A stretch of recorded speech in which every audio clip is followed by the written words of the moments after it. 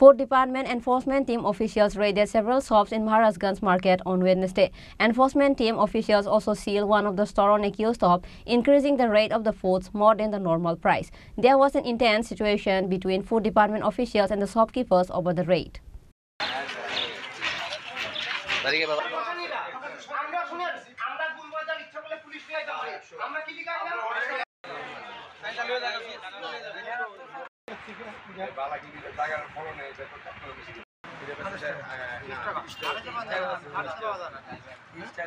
In the eve of the Lok Sabha elections, the price of daily necessities in the market is beyond the purchasing power of the lower and middle classes.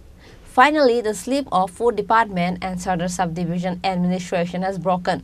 On Wednesday, under the direction of Food Department Director Nirmal Biswas, the headquarters enforcement team raided the capital's Maharajganj market. Food Department enforcement team officials raided several shops in Maharajganj market on Wednesday.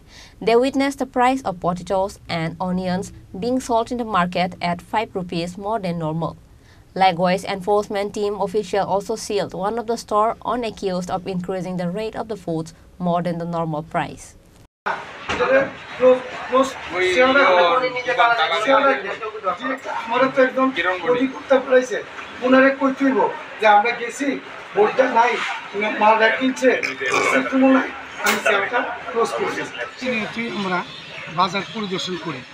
ইলেকশনের মুহূর্তে বেশ কিছুদিন বদ্ধ ছিল কারণ আমরা সবাই ইলেকশনের কাজে খুব গুরুতরভাবে আমরা এনগেজ ছিলাম।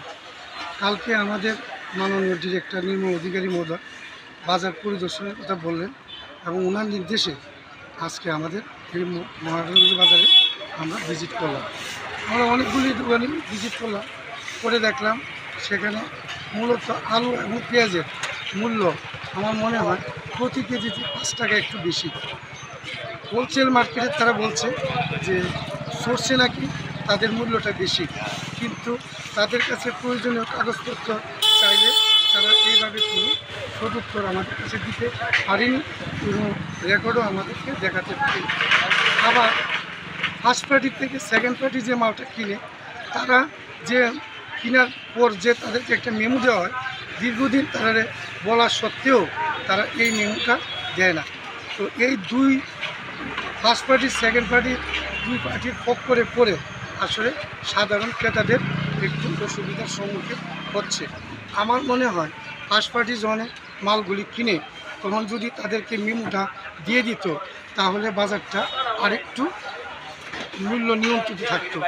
এই ব্যাপারে আমাদের মাননীয় খাদ্য অধিকর্তা এবং সদর মহকুমা শাসক অনেকবার আমরা কেন্দ্রীয় স্তরে তাদের সাথে মিটিং করেছি, আমরা বলেছি, কিন্তু আসলে প্রথম যখন করি তখন তারা দেয়, পরবর্তীকালে তারা অফ করে দেয়। তো এইগুলি সঠিকভাবে এটা চালু করতে গেলে এটা আমাদের হেডকোয়ার্টার থেকে কঠোর পদক্ষেপ নিতে হবে, আইনি আরও শক্ত করে নিতে হবে। বর্তমানে যে আইনটা চালু আছে এই আইনের দ্বারা এর বেশি করাটাও সম্ভব না। তো যাই হোক, আজকে আমরা রিটেল মার্কেটও পরিদর্শন করেছি, পরে আমরা দেখলাম পেঁয়াজ প্রতি কিলো 25 টাকা এবং আলুও ভালোটা প্রতি কেজি 35 টাকা। আমার মনে হয় এই মূল্যটা প্রতি কিলো প্রতি 5 টাকা একটু বেশি আছে।